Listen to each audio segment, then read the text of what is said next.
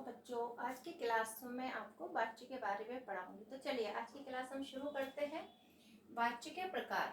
वाच्य 3 प्रकार के होते हैं। एक्चुअली वाच्य होते क्या हैं? वाच्य साधारण जो हम बोलते हैं वही वाच्य होते हैं, है ना। जैसे अब वाच्य कितने प्रकार के होते हैं? कृतवाच्य, कर्मवाच्य, भाववाच्य। तो कृतवाच्य क्या होता है? जहाँ पर क्रिया कर्ता के लिंग और वचन के अनुसार चलती है, वहां पर कौन सा वाच्य होता है? कृतवाच्य होता है।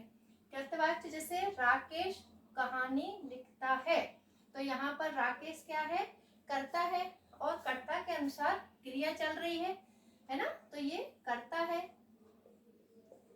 कर्ता के अनुसार क्रिया चल रही है। राकेश कर्ता है तो एक वचन का है, पुल्लिंग है तो राकेश कहानी लिखता है। ये हो गया कृतवाच्य। अब है कर्मवाच्य। कर्मवाच्य में क्रिया कर्म के अनुसार चलती है। जैसे नाम से स्पष्ट हो रहा है, कर्मवाच्य, कृतवाच्य, कर्ता के अनुसार, कर्मवाच्य कर्म के अनुसार। तो यहाँ पर कर्म के अनुसार चल रही है। राजेश के द्वारा पुस्तकें खरीदी गई। अब पुस्तकें किसके द्वारा खरीदी गई?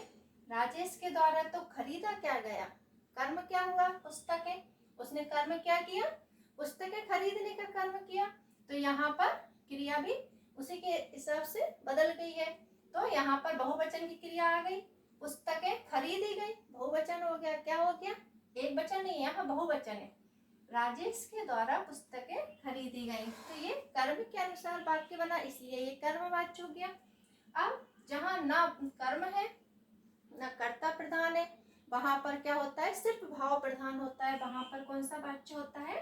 भाववाच्य होता है। जैसे रमेश से उठा नहीं जाता। और इसमें एक चीज और होती है कि ये नकारात्मक वाक्य होता है, इसमें हमेशा नहीं का प्रयोग होता है। रमेश से उठा नहीं जाता, रीता से चला नहीं जाता, इस टाइप के सेंटेंस इसमें बनाए जाते हैं। तो तीनों वाक्य में अंतर यही होता है। पहला होता है कृतवाच्य, उसमें कर्ता के अनुसार क्रिया चलती है। जिस लिंग या वचन का कर्ता रहता है उसी वचन उसके हिसाब से क्रिया चलती है। फिर होता है कर्मवाच्य। कर्मवाच्य में हमेशा कर्म के अनुसार क्रिया चलती है।